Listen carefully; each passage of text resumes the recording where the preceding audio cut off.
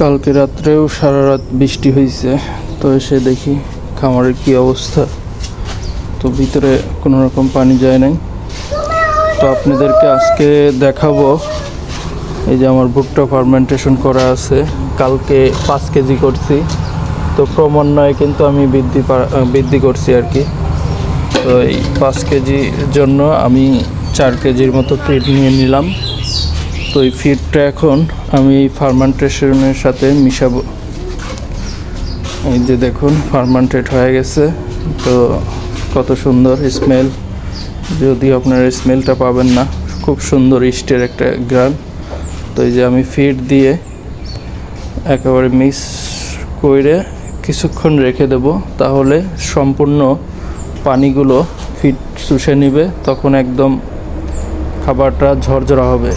তো ঝরঝরা হওয়ার পরে আমি সামান্য পরিমাণ প্রোবায়োটিক প্রোজাইমভেট যেটা দিয়ে পরিবেশন করব, যাতে করে মুরগির কোনো রকম প্রবলেম না হয়।